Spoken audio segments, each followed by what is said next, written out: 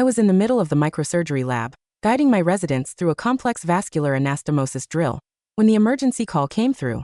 "Is this Dr. Sloane Preston?" The man's voice on the other end was trembling, his breaths coming in short, panicked gasps. The youngest neurosurgeon in the country? The only one to successfully complete a basilar artery bypass on her own. "My son was in a car crash. His skull base is shattered, the artery is torn. Mercy General says you're the only one who even has a chance of saving him." The second that voice drilled into my ear, my right hand, poised in midair with a pair of microforceps, froze. 5 years ago, that exact same voice had echoed outside the basement storage room of the family estate, cold and absolute. "Trading one of your hands for your brother's entire future. It's a fair trade." That day, my father had grabbed my right hand and slammed it directly into the heavy iron hinges of the security door. Once, twice, 3 times. He didn't stop until I was collapsed on the concrete, screaming, my fingers too mangled to hold onto the flash drive that contained the evidence. My mother had stood just a few feet away, pressing her hands fiercely over her ears. She didn't try to stop him. She didn't save me. She only wept and said, "Just bear the pain this once, Jane. Don't ruin your brother." By the time I was finally allowed to go to the hospital, the golden window for nerve repair had closed. From that day on, I never picked up a real scalpel again. "Dr. Preston? Dr. Preston, are you there?" The voice begged, pulling me back to the present. "I'm begging you. Save my son. I'll pay whatever you want. Name your price." I slowly lowered the microforceps. I brought my left hand over to grip my right, pressing down hard to stop the uncontrollable tremor. Then, syllable by syllable, I spoke into the phone. "This is Dr. Preston, and I cannot save him." I hung up. The lab was dead silent, save for the low, electrical hum of the microscope's cold light source. A group of surgical residents stood frozen around the simulation table, fine suture needles still piercing the silicone brainstem models. Just a minute ago, I had been teaching them how to navigate around perforating vessels, how to execute a flawless bypass in a space measuring fractions of a millimeter. Now every single pair of eyes was glued to me. No one dared to breathe. My brightest resident, Natalie, was the first to break the spell. She pulled off her surgical gloves, her voice tentative. "Dr. Preston? Are you all right?" I shook my head. "I'm fine." Before I could say it out loud, the automatic doors to the lab slid open with a sharp hiss. Dr. Harrison Grant, the chief of neurosurgery, strode in. His face was grim, paler than I'd ever seen it. "Sloane, Mercy General just requested an emergency remote consult," he said, skipping the pleasantries. "Motor vehicle accident. Male, 28. Comminuted skull base fracture, hematoma near the basilar artery, suspected tear of the right posterior communicating artery. Brainstem compression has already started."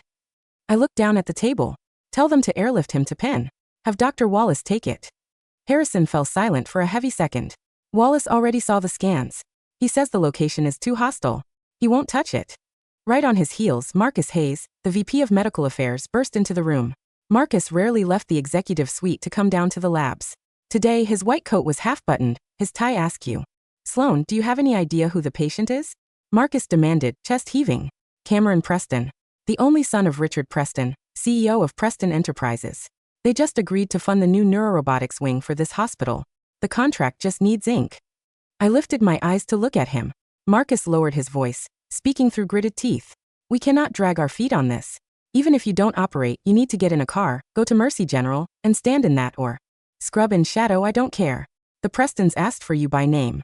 You are the face of this research center. You're the best neurospecialist in this city." I shoved my right hand deep into the pocket of my lab coat, my left hand clamping down over it through the fabric. "I cannot operate." Marcus stared at me bewildered. "What do you mean you cannot? You were literally just doing a microanastomosis demonstration. Everyone saw it. Your hands are perfectly steady." I looked down at the severed silicone tube beneath the microscope. It had no body temperature. It didn't bleed. It wouldn't flatline and die if my hand produced a microscopic tremor. "A synthetic model and a living human brainstem are two entirely different things, Marcus," I said, my voice eerily calm. "I can review the scans. I can map the surgical approach.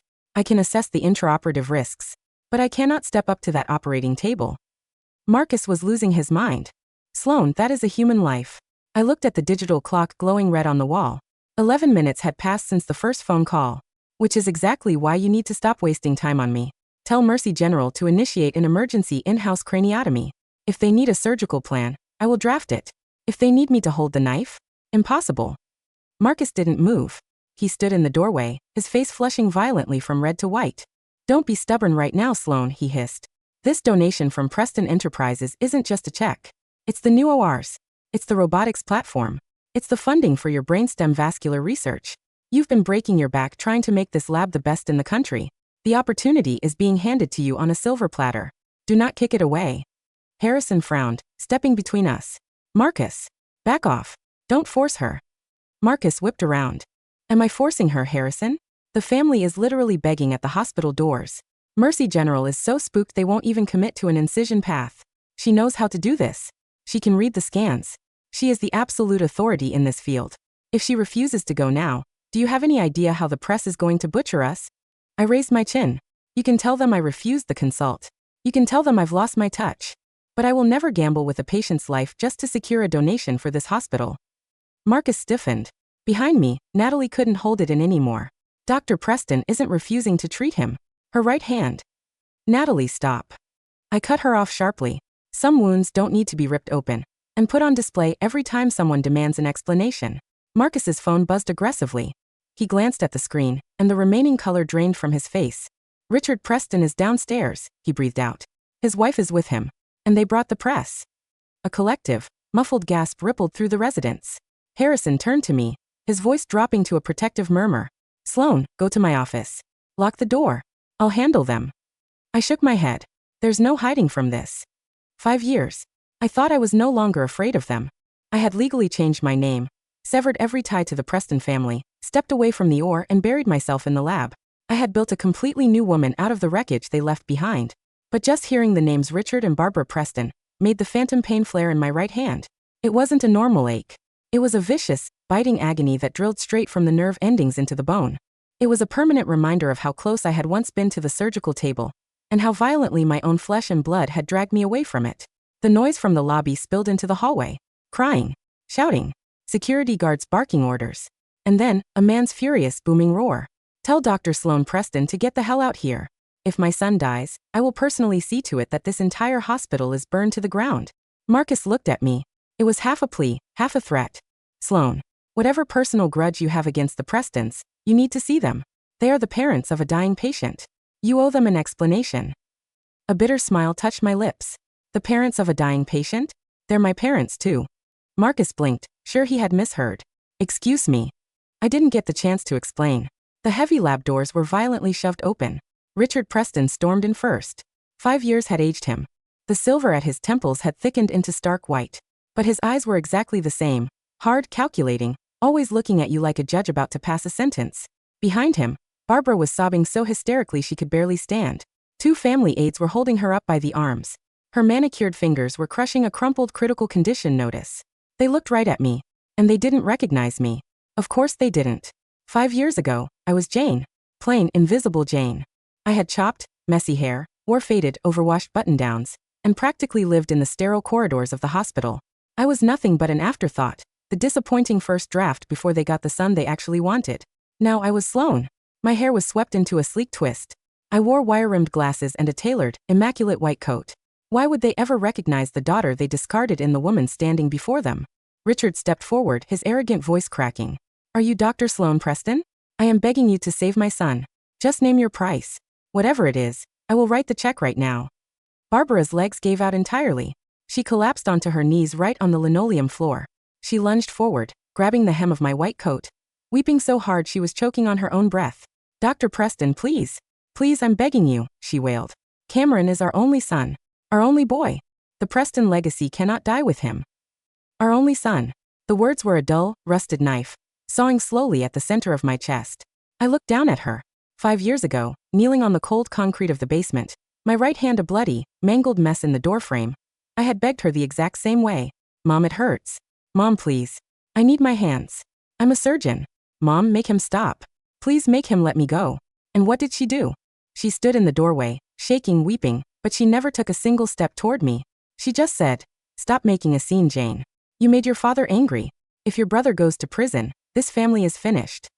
And now here she was, kneeling at my feet, tearing her heart out for the child that mattered. I slowly pulled the hem of my coat out of her frantic grip. Mr. and Mrs. Preston, I said, my voice dropping to a glacial chill. I already told you on the phone.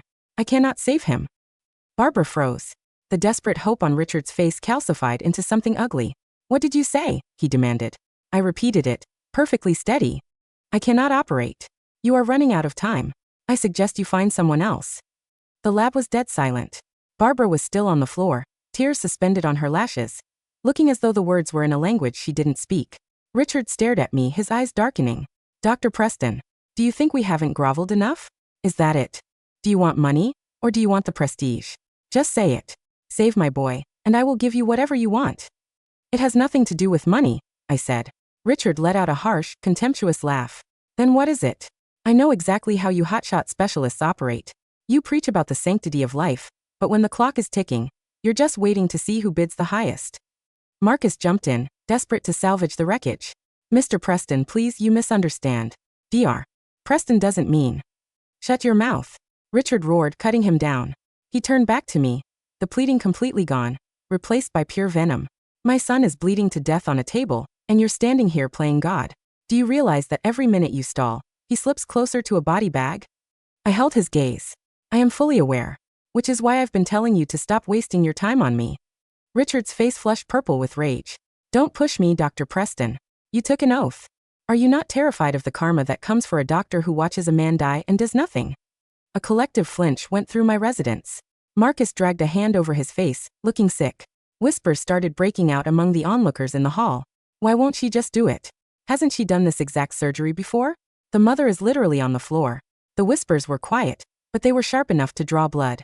Richard heard them. Sensing a shift in the room, he realized he had leverage. He turned and shot a look at the hallway.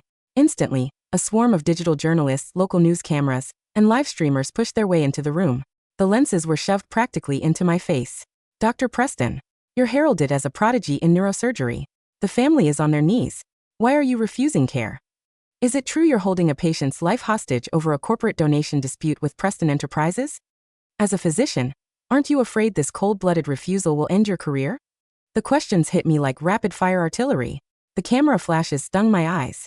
Harrison stepped in front of me, throwing his arms out. Get the cameras out of here. This is a sterile research facility, not a press conference. Security. But it was a mob. No one listened. The viewer counts on the live streams were skyrocketing. People love a villain. In the comments, they were already tearing me apart. Calling me a monster. Calling me arrogant.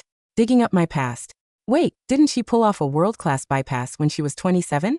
Why did she quit the OR 3 years ago to hide in a lab? The parents are begging and she won't save him? Revoke her license. Richard watched the engagement metrics on a reporter's phone, a flash of vicious triumph in his eyes. Dr. Preston, he said, enunciating every word for the cameras. I am making a promise to you right now. If anything happens to my son, I will make sure you never show your face in the medical community again. Barbara nodded frantically, sobbing into the lenses. Dr. Preston, you're a woman. You'll be a mother someday. How can you stand there and watch my baby die? I finally looked up. Barbara. Her sobbing hitched. She froze. I reached up and pulled off my wire-rimmed glasses. I let the silence stretch out, let every single person in the room, and every lens, focus entirely on my face. Richard blinked, something shifting in his expression. Barbara's eyes went wide, the pupils shrinking to pinpricks. Her lips trembled. She wanted to say something, but the sheer impossibility of it kept her mute. I looked at them, my voice soft, but it carried perfectly to the microphones. Do you really not recognize me? I asked. Or is it just that the daughter whose hand you destroyed has been dead in your minds for so long? You forgot what she looked like? All the blood drained from Barbara's face. She looked like a corpse. You're. I finished it for her. I am Jane. The spare part you threw away. Now I am Sloane. The entire room went into a vacuum of silence. Even the reporters forgot to lower their cameras. The rapid-fire scrolling of the livestream comments stopped completely for one long second, before erupting into a frenzy. Richard stared at me. Shock. Panic. And then, an aggressive, defensive fury. What the hell are you talking about? He spat. What do you mean, destroyed your hand? Don't stand there and play the victim to change the subject. I laughed. A short, breathless sound. Change the subject? Richard. Barbara. I took a step toward them. Didn't you want to know why I can't operate? I raised my right hand and grabbed the cuff of my white coat. Slowly, I pulled it back. Then, I peeled off the sterile glove. The vicious, jagged scar, starting from the webbing of my thumb and crawling violently all the way up to the side of my wrist, was exposed to the glaring fluorescent lights, and to the thousands of people watching live. I looked dead into my father's eyes, and I said it slowly. For the answer to that, you'd have to ask my biological father. The silence in the microsurgery lab was no longer the focused quiet of science. It was the suffocating, electrified stillness of a crime scene caught in high definition. On the live broadcast feeds, the comment counters didn't just tick upward, they blurred into unreadable streaks of green and white. Hundreds of thousands of viewers were watching the screen where my scarred right wrist was pinned under the stark halogen beam. Richard Preston's jaw worked, but no sound came out. The polished, unyielding titan of industry looked as if someone had drained every drop of marrow from his bones. "You're lying," Richard finally hissed, though his voice lacked the booming resonance from 3 minutes ago. It was thin, reedy, vibrating with cornered panic. "You took our money, you vanished into thin air, and now you manufacture some grotesque story to humiliate your family on camera." "Natalie," I said calmly, not taking my eyes off Richard. "Pull up file PR 8821 from the institutional archive on the central monitors. Display the EMG and nerve conduction studies from St. Jude's Trauma Center, dated October 14, 5 years ago." Natalie didn't hesitate. Her fingers flew across the workstation keyboard. With 2 sharp keystrokes, the giant dual monitors above the simulation table flickered. The high-resolution medical records illuminated the room in clinical blue light. Every camera lens in the room whipped upward in unison. There it was, documented in immutable medical ink. Patient, Jane Preston, age 24. Diagnosis: severe crush injury to the right dominant hand. Comminuted. Fractures of the 2nd, 3rd, and 4th metacarpals. Complete transection of the deep branch of the ulnar nerve. Irreparable traction rupture of the median nerve motor branch. Mechanism of injury: traumatic mechanical compression via industrial security door. Attending surgeon's note: prognosis for fine motor restoration, 0%. Patient will never hold surgical instrumentation again. "Do you want to explain to the press what the flash drive contained, Richard?" I asked, my voice carrying the steady, rhythmic cadence of a cardiac monitor. "The one you took out of my mangled fingers while I was vomiting from the pain on your basement floor?" Barbara let out a sound that wasn't human, a strangled, choking wail. She scrambled backward on her knees, her manicured hands tearing at the neck of her silk blouse as if she were suffocating. "Jane," Barbara wept, her eyes wide, staring at the scar on my wrist as if seeing it for the very first time. "Jane, we had to. Cameron was only 23. He didn't mean to hit that girl with his car. He had alcohol in his blood. If the police found your dashcam footage, he would have gone to state prison for vehicular manslaughter. He was the heir. He was supposed to take over the firm." The confession fell into the room like a detonated warhead. The reporters froze. The camera operators stopped panning, their lenses locked onto Barbara's tear-drenched, contorted face. "So you took the evidence," I said, my voice dropping an octave, cold and absolute. "And when I refused to delete the cloud backup, you held my hand down on the iron doorframe. You told me that a daughter who cuts into brains is just a worker, but a son who inherits a conglomerate is a legacy. You told me it was a fair trade." Richard took a step toward me, his fists clenched, veins bulging along his temples like angry earthworms. "Shut your mouth. Shut your ungrateful mouth. We gave you everything. We paid your medical school tuition. We gave you the Preston name. And you took my hands," I said, stepping into his space until we were barely a foot apart. "You took the basilar bypass that I spent 12 years mastering. You took every single patient I would have saved for the next 40 years. And now, your son is lying in an operating room with a torn basilar artery bleeding into his 4th ventricle." I leaned in, my wire-rimmed glasses catching the harsh glare of the studio lights. "The only hands in this hemisphere that could have sewn that vessel back together were the hands you smashed into that door 5 years ago." Richard staggered back as if I had driven a freight train into his chest. He hit the edge of the simulation table, knocking over a tray of microforceps. The instruments clattered against the linoleum floor with a sharp, hollow ping. The telephone on the central console began to ring again. It was not a normal ring. It was the shrill, rapid pulse of a level 1 surgical crisis. Harrison Grant stepped around Richard, picked up the receiver, and hit the speaker button. "Dr. Grant, is Dr. Preston there?" The voice of Dr. Wallace, the chief trauma surgeon at Mercy General, blasted through the room, accompanied by the chaotic, rhythmic blaring of a physiological monitor in ventricular tachycardia. "The hematoma has broken through the arachnoid membrane. His pupil on the right is fully dilated and fixed. Mean arterial pressure is tanking. If we don't cross-clamp and initiate the bypass within 20 minutes, he's brain dead. Is she coming or not?" The room fell into an agonizing, breathless silence. Barbara threw herself forward again, dragging her body across the floor, clawing at my trousers with broken nails. Jane, I'm begging you. Look at me," she shrieked, saliva flying from her lips, her dignity completely shattered before 300,000 live viewers. "He's your brother. He shared a womb with you. You can't let him die. Just try. Even if your hand shakes, just try. God will guide your hands, Jane. Please. God doesn't suture arteries, Barbara. I looked down at her with pure, unadulterated pity. Physics does. Biology does. When a tremor of 200 microns enters a 3 mm surgical corridor, the basilar trunk rips in half. If I touch your son, he dies on the table in 30 seconds. Richard grabbed his phone, his face turning an apocalyptic shade of crimson as he dialed frantically. I'll call Johns Hopkins. I'll call the Mayo Clinic. I'll charter 3 private jets. By the time their jet hits cruising altitude, Richard, Harrison Grant said, his voice dripping with icy contempt, your son will be an organ donor. Marcus Hayes, the VP of Medical Affairs who had spent the last 20 minutes trying to force me to the operating table, slowly backed away toward the door. His phone was buzzing uncontrollably. He looked at the screen, saw the trending news alerts, hashtag Preston Enterprises cover-up, hashtag Justice for Jane Preston, hashtag billionaire crush surgeon's hand, and quietly pocketed his pen. The $30 million donation was no longer a golden ticket, it was toxic waste. If the hospital touched a single cent from Richard Preston now, the board would be crucified by morning. Harrison, Marcus whispered, his voice trembling. Cancel the remote consult. We are severing all institutional affiliation with the Preston family. Effective. Immediately. Wait. Richard lunged toward Marcus, grabbing him by the lapels of his white coat. You can't do that. I have a contract with your board. I will sue this entire foundation into oblivion. Sue them with what, Mr. Preston? A new voice cut through the lab entrance. 2 plainclothes detectives from the Metropolitan Police Department, flanked by 3 uniformed officers, strode through the shattered media scrum. The lead detective held an unsealed red folder stamped by the state attorney's office. Richard Preston? Barbara Preston, the detective said, pulling a pair of steel handcuffs from his belt. We have an emergency warrant for your arrest on charges of felony aggravated assault resulting in permanent maiming, tampering with evidence in a fatal hit and run, and obstruction of justice. Richard stared at the handcuffs, his mouth opening and closing like a fish on a dry dock. This is absurd. That incident occurred 5 years ago. The statute of limitations. The statute of limitations on first-degree felonious maiming doesn't run out when the victim was held under unlawful coercive confinement, Mr. Preston, the detective said coldly. Turn around.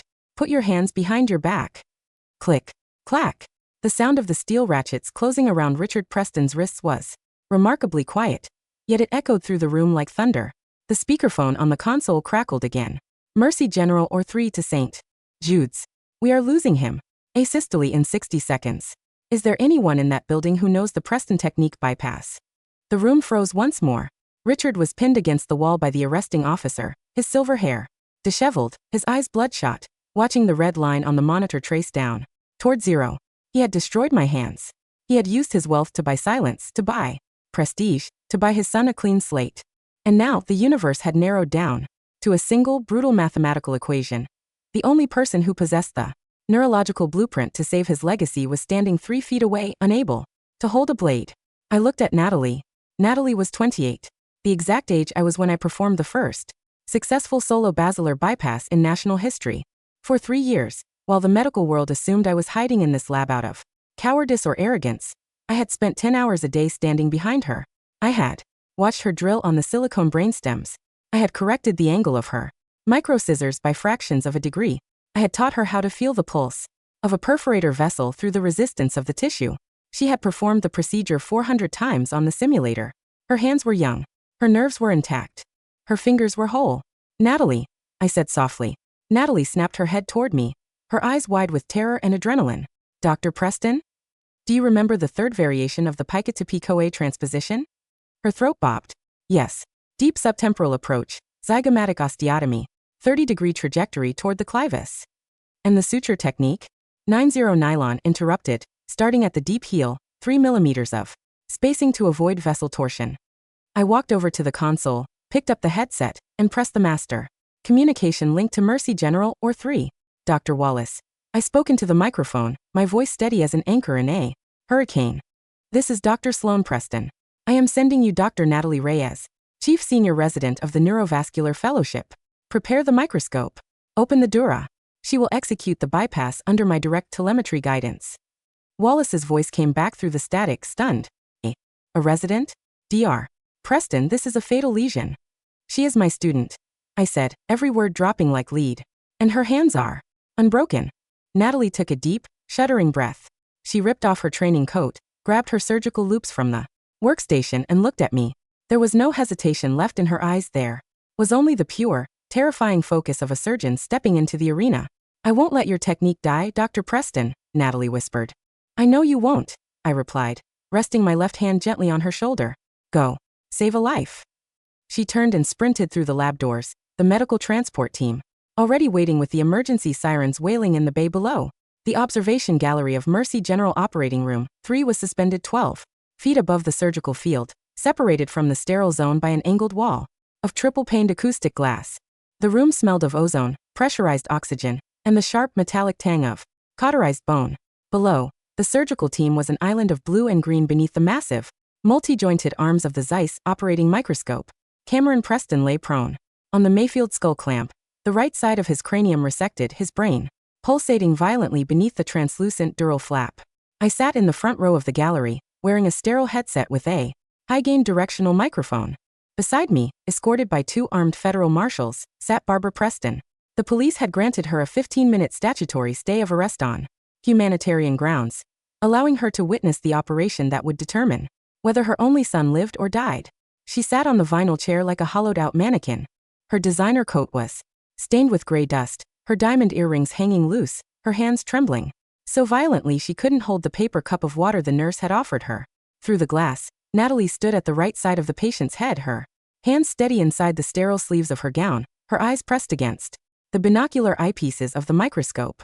On the 60-foot surgical monitors flanking the gallery, the microscopic field was projected in 8K resolution. The right posterior communicating artery was shredded. A dark, pulsating hematoma was wrapped around the basilar trunk like a suffocating parasite, compressing the respiratory centers of the brainstem. Dura opened.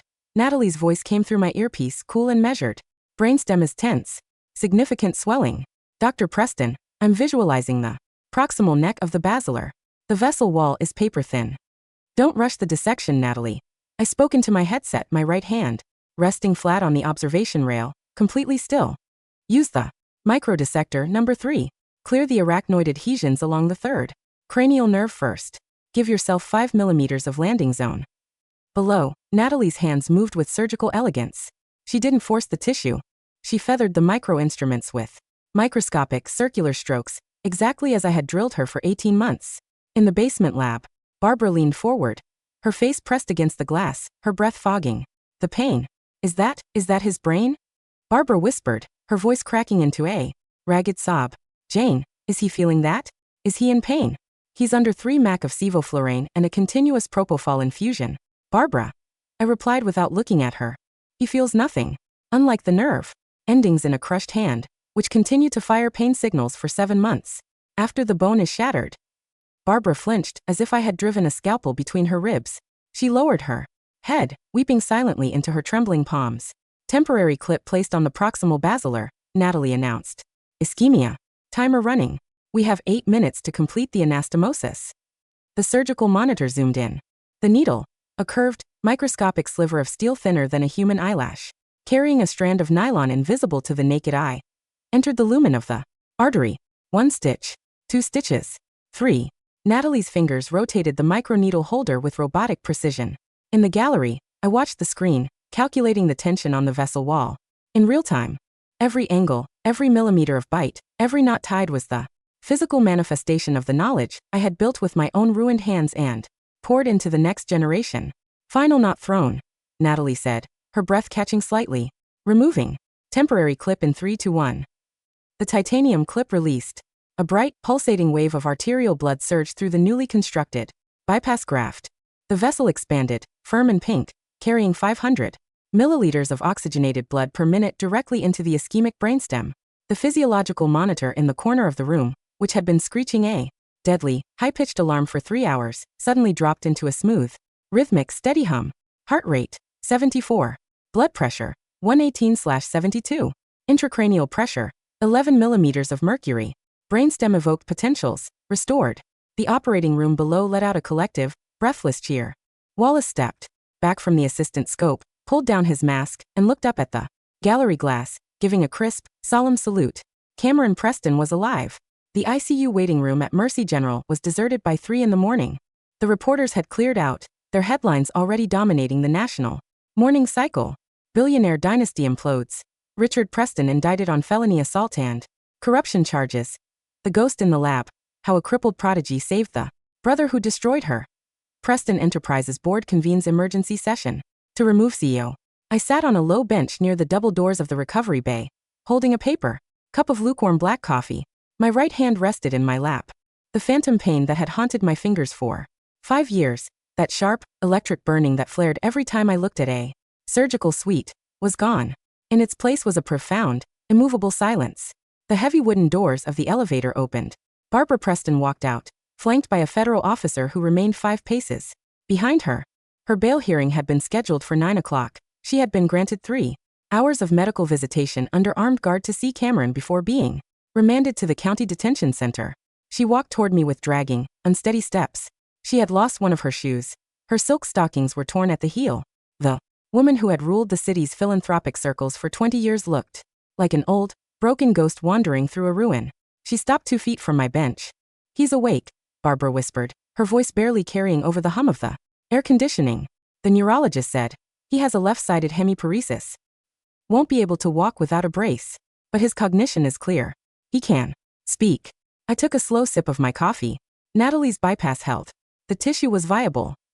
Barbara looked at me, her eyes red, sunken, hollowed out by an agony that money could never soothe. "He asked for you, Jane," she wept, fresh tears carving clean lines through the dried foundation on her cheeks. "He saw the news on the wall monitor before they turned it off. He knows what Richard did. He knows what I did." She dropped to her knees right there on the hospital linoleum, her forehead pressing against the cold floor between my boots. "Forgive me," she sobbed, her entire body shaking with violent, ragged convulsions. "Jane, please God, forgive your mother. We were blind. We were monsters. We destroyed the only child who truly loved us. We gave everything to a phantom." I looked down at the woman kneeling at my feet. 5 years ago, I would have traded my life to hear those words. I would have crawled through broken glass just to have her place a hand on my head and tell me I was worthy of being loved. Now, sitting in the quiet light of the hospital corridor, I felt nothing. No rage, no triumph, no viter satisfaction. Just the clean, absolute indifference of a person who has crossed a wide river and left the burning shore behind. "Barbara," I said softly. She lifted her head, her eyes wide with a desperate, dying hope. Yes, Jane, my baby. My name is Sloane," I said, standing up from the bench and looking down at her. "Jane died on the basement floor 5 years ago. And you don't have a daughter anymore." I turned on my heel and walked toward the exit. Behind me, Barbara let out a long, broken wail that echoed off the empty walls of the corridor, drowned out by the closing chime of the elevator doors. 3 months later, the morning sun poured through the floor-to-ceiling glass walls of the Sloane Preston Institute for Neurovascular Innovation at St. Jude's Medical Center.